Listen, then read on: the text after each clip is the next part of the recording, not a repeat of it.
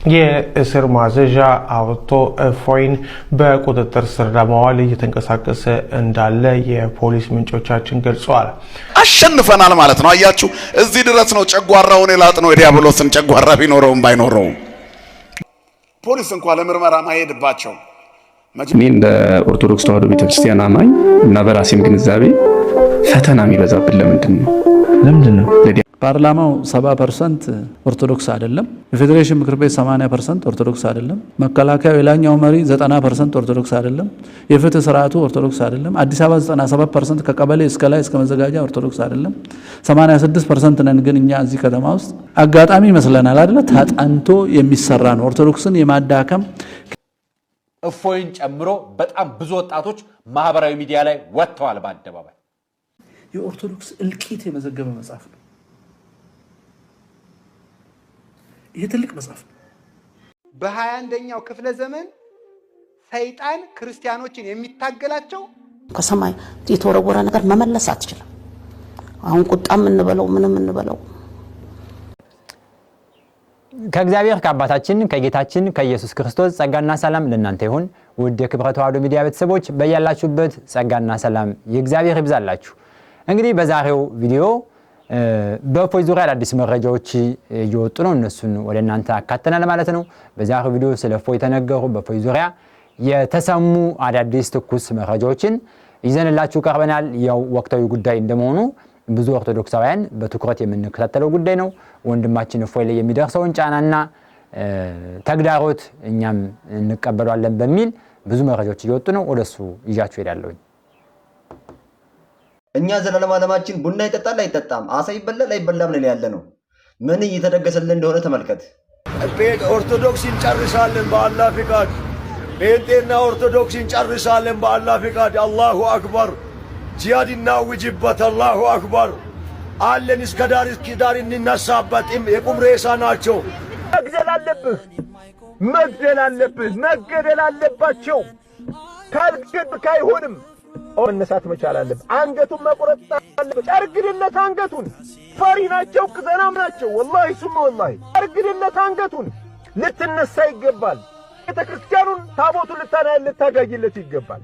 እነሆ ሞት በደጅ ደርሳለችና እንግዲህ ተዘጋጁበት። ጌታችን አስቀድሞ በወንጌል እንደዚህ ያለን በዮሐንስ ወንጌል ምዕራፍ 16 ቁጥር 1 ጀምሮ እንደዚህ ይላል። አንብብላችሁ እንዳትሰናከሉ ይሄን ተናግሬያችኋለሁ። ከመኩራባቸው ያወጣችኋል። ከዚህ በላይ ደግሞ የሚገድሏችሁ ሁሉ እግዚአብሔርን እንደሚያገለግል የሚመስልበት ጊዜ ይመጣል። ይህን የሚያደርጉባቸው አብና እኔን ስላላወቁ ነው ይላል። እንዲሁም ደግሞ ሐዋርያው ቅዱስ ጳውሎስ በሮሜ መልእክቱ ምዕራፍ 8 ቁጥር 35 ጀምሮ እንደዚህ ይላል። ከክርስቶስ ፍቅር ማን ይለየናል? መከራ ወይስ ጭንቀት ወይስ ስደት ወይስ ራብ ወይስ ራቁትነት ወይስ ፍርሃት ወይስ ሰይፍ ነውን? ይህም እንዲህ ተብሎ እንደተጻፈ ነው።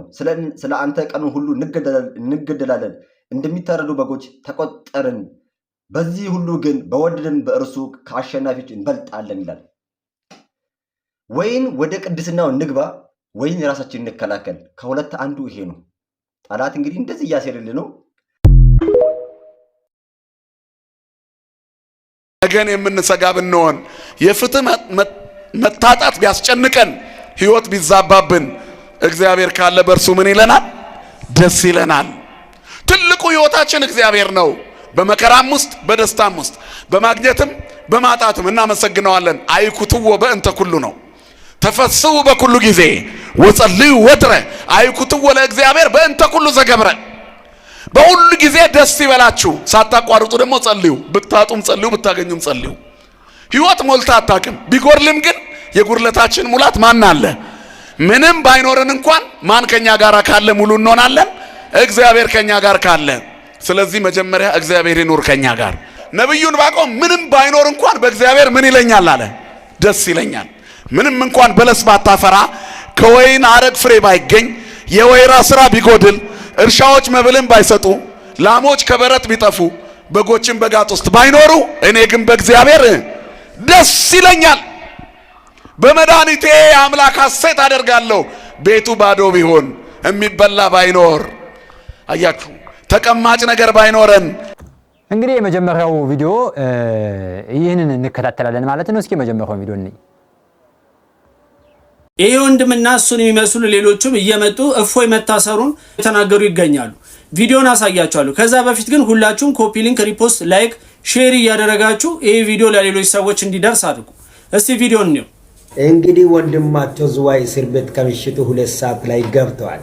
ሁላችንም እፈይነን እያላችሁት ባለማታ እንግዲህ እንደሰማችሁት ይሄ ወንድም ምን እያለ ይናገራል? ዝዋይ ላይ እፎይ ታስሯል፣ እስር ቤት ውስጥ ነው የሚገኘውና ደስ ይበላችሁ እያለ የእሱን ቪዲዮ የሚከታተሉ ሰዎችን ደስታ ይነግራቸዋል። ይሄ የእሱ ብቻ አይደለም እኮ ሌሎቹም እንዲህ እየወጡ ግማሹ ድሬዳዋ ላይ ይላል፣ ግማሹ ከሀገር ሲወጣ ሲል ተያዘ ይላል። የኔ ጥያቄ አንድና አንድ ነው። እሱ ደግሞ ምንድነው እናንተ ታስሯል እያላችሁ ደስታችሁን እየገለጻችሁ ነው። ይሁን፣ ነገር ግን እንደናንተ ገለጻ ከሆነ እፎይ ወንድማችን ላይቭ ላይ መታየት አልነበረበትም። ምክንያቱም በኢትዮጵያ ሕግ መሰረት ሰዎች ሲታሰሩ እስር ቤት ውስጥ ኤሌክትሮኒክስ ነገር መግባት አይችልም እና እናንተ እንዳላችሁት ከሆነ እፎይ ከላይቭ ላይ መጥፋት ነበረበት። ነገር ግን በትናንትናው ዕለት ላይቭ ላይ ነበር እስከ ትናንትናው ዕለት ድረስ። ዛሬም እንደ እግዚአብሔር ፍቃድ ደግሞ ላይቭ ይገባል። እናንተ ቪዲዮን የሰራችሁ ትናንትና ቃል ላይ ነው፣ እሱ ላይቭ የገባው ማታ ነው። ስለዚህ ይሄ ነገር አይጋጭባችሁም ወይ ነው?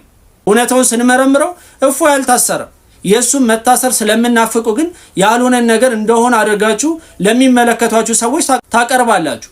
ቪዲዮአችሁን የሚከታተሉ ሰዎች ደግሞ በጣም የዋ ከመሆናቸው የተነሳ እናንተም በማመን በየኮመንቱ ላይ እየገቡ ፈጣሪያቸውን ያመሰግናሉ፣ እንዲሁም ደግሞ መልእክት ያስተላልፋሉ። የነው መልእክት የሚያስተላልፉት እስር ቤት ያላችሁ ሙስሊሞች ይህንን ወንድም ካገኛችሁት እፎይ የሚባለውን እዛው ጨርሱት እያሉ ኮመንት ሲሰጡ አየሁ። እኔ በጣም ነው ያስገረመኝ። ማለት ሰው እንዴት በዚህ ደረጃ አያስተውልም? እስር ቤት ውስጥ ያለ ሰው እንዴት ነው የዚህን ቪዲዮ አይቶ ኮመንት ላይ የሚያነበውና ምላሽ የሚሰጠው? እባካችሁ አንዳንዴ ስሜታዊ አንሁን። ስሜታዊ መሆን በጣም ከባድ ነገር ነው። ሰዎችን ስንወድም ይሁን ስንጠላ ቢያንስ እንመርምር። ማንም እየመጣ ስለነገረን አንመን። ከዚህ በፊት እኮ እፎይ እንዳይወጣ እግድ ተጥሎበታል ብለው ሁሉ ነግረውን ነበር አይደል? ከሀገር እንዳይወጣ ግን አንድም ማስረጃ ያቀረበ ሰው የለም። ማስረጃው እጃቸው ላይ ካለ አውጥተው ማሳየት ይችሉ ነበር። ያ እንዳለ ሆኖ አሁን ደግሞ ሁለተኛ እፎይ ዝዋይ ላይ ተያዘ፣ አዲስ አበባ ተያዘ እያሉ መፖሰቱ ምንም የሚጠቅም ነገር አይደለም፣ ትዝብት ነው ትርፉ። ስለዚህ እባካችሁ ከስሜታዊነት ወጣችሁ ይሄን ልጅ ማነጋገርና መከራከር የምትችሉ ሰዎች ካላችሁ ሄዳችሁ ተነጋግራችሁ ከሱ ጋር ተወያዩ። አይ እሱ ደግሞ እንዲታሰር ነው የምፈልገው የምትሉ ሰዎች ደግሞ ካላችሁ በህጋዊ መንገድ ሂዱ።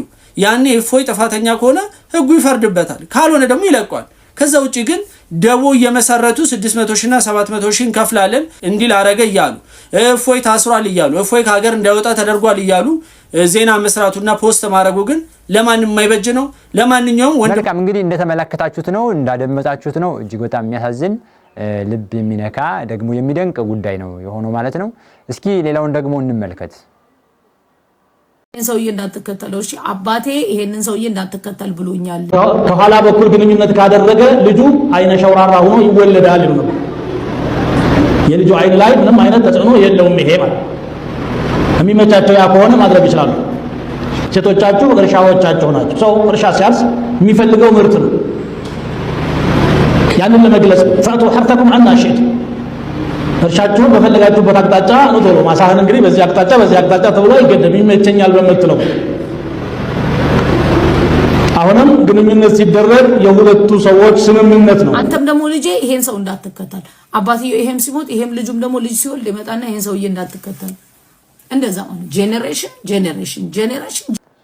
መልካም እንግዲህ እንደተመለከታችሁት ነው፣ እንዳደመጣችሁት ነው። እጅግ በጣም የሚያሳዝን ልብ የሚነካ ደግሞ የሚደንቅ ጉዳይ ነው የሆነው ማለት ነው። እስኪ ሌላውን ደግሞ እንመልከት።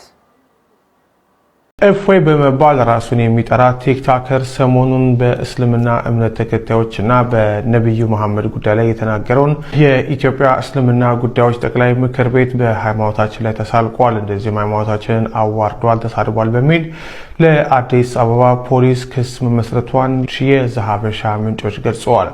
ይህን ተከትሎ የተለያዩ ማስረጃዎችን ለአዲስ አበባ ፖሊስ እንደቀረበለት ሰምተናል።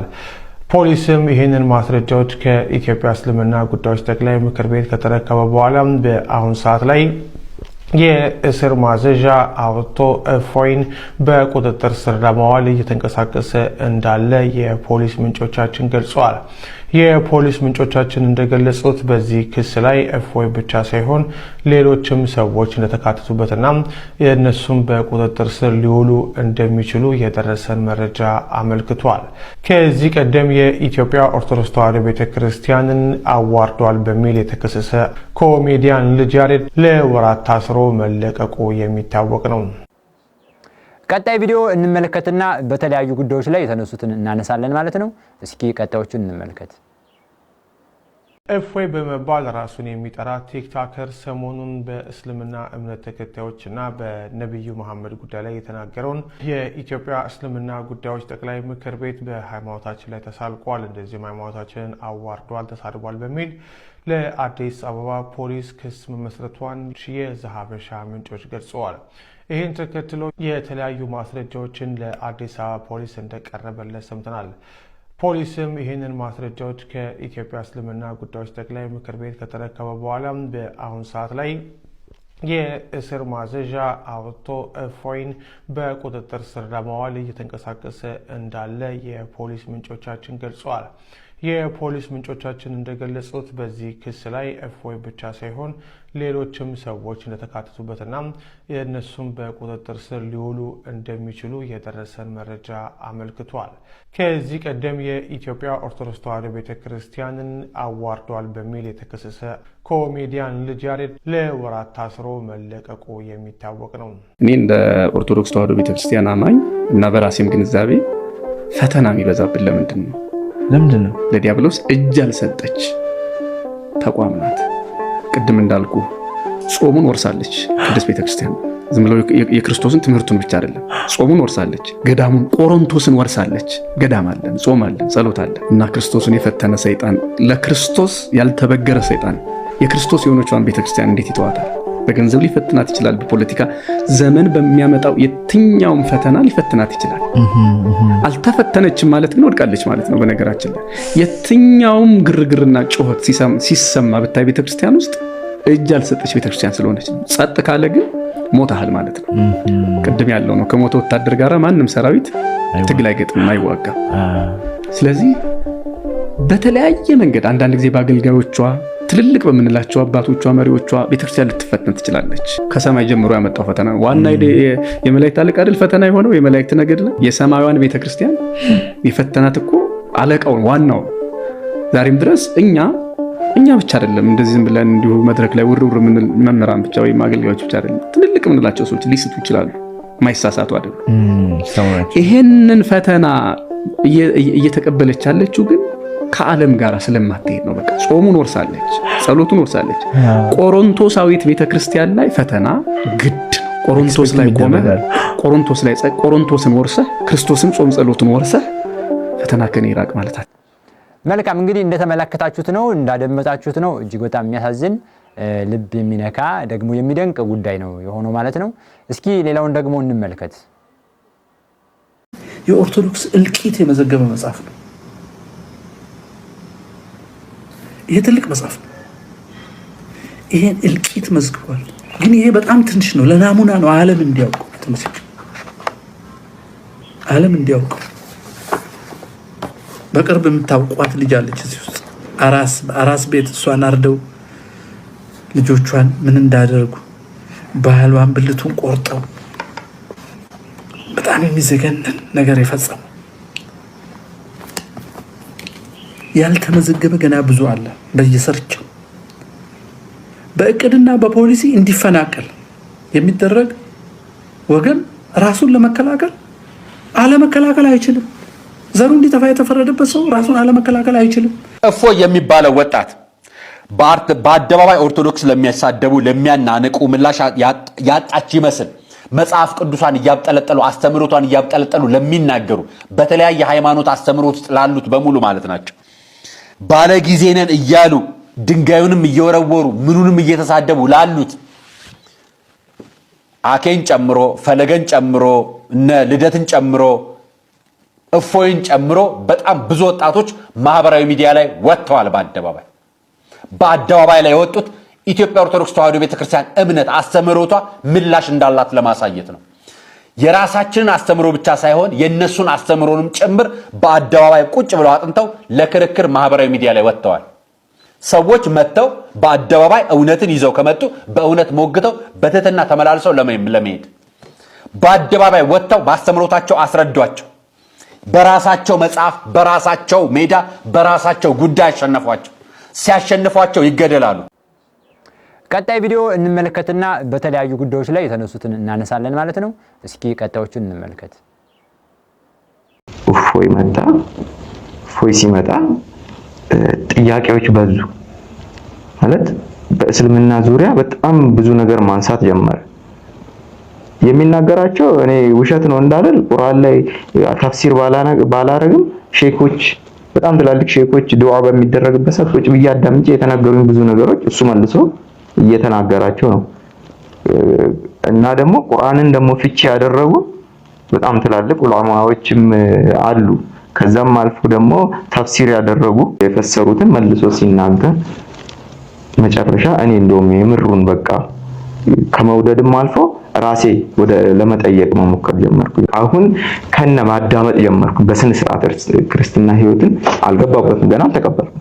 ከነ በስነ ስርዓት በቃ ማዳመጥ፣ ከክርስቲያን ልጆች ጋር መገናኘት፣ መዝሙሩን ማዳመጥ፣ ተዋህዶ ፕሮግራም የሚካሄዱትን ልጆች መከታተል ጀመርኩ ቀጥታ ማለት ነው።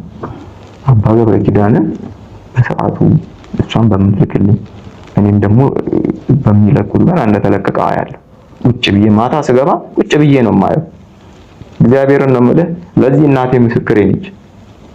እናት ነች ሄዷል ብላ እንደማትዋሽ እርግጠኛ ነኝ። ለዚህ እግዚአብሔርን ነው ለሊት ቁጭ ብዬ ከቤት ወጥቼ ዋይፋይ የግቢ የጎረቤት ስላለ የተከራየንበት ቤት ውስጥ ቁጭ ብዬ እስከ 9 ሰዓት እስከ 8 ሰዓት ውጪ ይቀመጣል። ለምን መሰለህ? ቤት ውስጥ ገብቼ ማዳመጥ ከሆነ አለ ለሷ እናቴ ልጅ እንድትከፋብኝ አልፈልግም ነበር። ወንድሜ ልጆች አሉ ህፃናት ስናን ነው እንዲከተሉት የሚፈልጉ ወንድሜ ያን ነገር እንዳይታወቅብኝ ውጪ እስከ 9 ሰዓት ልክ እነሱ ሲመጡ ስክሮል አድርጌ ሌላ ነገር አያለሁ። አባ ገብረ ኪዳን ማለት ነው። የነሱን ልክ ሰው ሲመጣ ልፍ ሲል ሶማሌ ስለሆነ የተከራየንበት ግቢ ልክ ወደ ውጪ ሲወጡ ሰው ወደ ሽንት ቤት ምናምን ሲመጣ ልፍ አደረግና ሌላ ነገር አያለሁ። ኩሽና ገባለሁ እያልኩኝ መጨረሻ ላይ በቃ አሁን እኔ ደመደምኩ። በቃ ክርስትና መነሳትና ፈልግ። ቀጣይ ቪዲዮ እንመለከትና በተለያዩ ጉዳዮች ላይ የተነሱትን እናነሳለን ማለት ነው። እስኪ ቀጣዮቹን እንመልከት። አሁንም እኮ እንጠብቃለን። በቃ ጥቂት ጊዜ ውስጥ ምናልባት እኛ ልንደርስበት እንችላለን። ከኛ በኋላ አንድ ክፋይ አለ። እሱ በሚሆንበት ሰዓት የተሰነጠቁ አለቶች አሉ። እነሱን ይከፍታቸዋል። ያን ሰዓት ምናልባት አፍሪካም ሁለት ልትሆን ትችላለች። ይሄ አሁን የምንጣላበትም ወደብ ሊቀር ይችላል። እዚሁም ቅርብ ናዝሬት ላይም ወንጭቲም ላይ ሊሆን ይችላል ወደቡ። ይሄንን ሊቃውንት ጉባኤ እንትን ይለዋል ሁሉ ጊዜ እስከ ቦረና ድረስ ይሰነጠቃል። ስንጥቃል። ያ ስንጥቅ ይከፈትና ይዋጣል። ያን ጊዜ ነው የምንጠብቀው። ክፋይ ነው። ከሰማይ የተወረወረ ነገር መመለስ አትችልም። አሁን ቁጣም እንበለው ምንም እንበለው ብቻ ግራቪቲ ያለው ባህር ላይ ነው። እዛ ነው የሚወድቀው። ተሸፍኗል። ብዙ ከተሞች ተሸፍነዋል። አባይ ውስጥም ብዙ የተሸፈኑ ከተሞች አሉ። አንዳንድ ጊዜ የተዘጉም ነገሮች ይታያሉ። መልካም እንግዲህ እንደተመለከታችሁት ነው እንዳደመጣችሁት ነው። እጅግ በጣም የሚያሳዝን ልብ የሚነካ ደግሞ የሚደንቅ ጉዳይ ነው የሆነው ማለት ነው። እስኪ ሌላውን ደግሞ እንመልከት። ክርስትና የሰከነ መንፈሳዊ ሰብዕና ነው። እርግጥ ያለ ማንነት በማዳመጥ የተሞላ ማርያማዊ መንፈሳዊ መሻት እንደ ማርያም ያለ አርምሞን ገንዘብ አርምሞ ነው ክርስትና። ናጥሪ እንከ አርምሞ ወይ ውሃተ ከመማርያም ይላል። እስመ ወደሳ እግዚ በወንጌል ማርያም ሳሬት መክፈል ተሰናየ ዘኢያይድዋ እንደ ማርያም ያለ አርምሞና ትዕግስትን ገንዘብ እናድርግ። ማርያምስ የማይቀሟትን በጎ ዕድልን መረጠች ብሎ ጌታ በወንጌል አመስግኗታል። የሚያስመሰግን ሰብዕና ረጋ ብሎ መስማት ነው። ራሳችንን ጻድቅ ካደረግን ኪሳራ ነው። ከበሮ መምታት ስለቻልን ገነት ገባን ማለት አይደለም። አሁን እነዚህ ካሜራማኖች እዚህ ጋር ተቀምጠዋል። ጠቅላላ ወንጌል ለመስማት የተዘጋጁ ካሉ አስተላላፊ ብቻ ከሆኑ ከሞባይሉና ከኢንተርኔቱ ያለሱ ናቸው፣ ግዑዛን ናቸው። በኔትወርክ ነው የሚሰሩት። የሉም ከለመንግስተ ሰማያት የሉም። ለነሱም ያስፈልጋቸዋል፣ መስማት አለባቸው። የሚዘምሩት ልጆች ዘምረዋል። ወንጌል ለመስማት ጆሮአቸው በቃ እኔ ዘምሬ በቅቻለሁ ካሉ ማስተላለፍ ከዚህ ከማይኩ እኩል ናቸው። ማይኩ ነው የጮኸው፣ እነሱ አይደሉም። ከመኪና ያነሰ ማንነት ያላቸው ሰዎች አሉ። ገዳም ይሄዳሉ፣ የአዲስ አበባ ፍትፍት ተሸክመው ሲመለሱ መንገድ ላይ ዛፍ ስር ይበላሉ። ከዛ ገዳም የሚያገኙት ነገር የለም። አንዳንዶቹ ሲሄዱ ይጠማቸዋል። ገዳሙ እስከሚደርሱ ሃይላንዱንም ውሃውንም ብስኩቱንም ኩኪሱንም እየበሉ ሲደርሱ ከበር ተሳልመው ይመለሳሉ። ደርሶ መልስ ነው። ከጎማው እኩል ናቸው። ጎማው እንኳን አቧራውን ይዞ ይመጣል። አንዳንድ ሰዎች አሉ ሰውነታቸው ተገኝቶ እግዚአብሔር ቤት ውስጥ ነፍሳቸው የሌለች። መድኃኔዓለም ልብ ይስጠን ለሁላችንም። ስለዚህ እግዚአብሔር ለሁላችንም ያስፈልጋል አያስፈልግም? ጽድቅ ማለት እግዚአብሔር ያስፈልገኛል ብሎ በእግዚአብሔር አሰራር ለማመን ራሱን ማዘጋጀት ነው።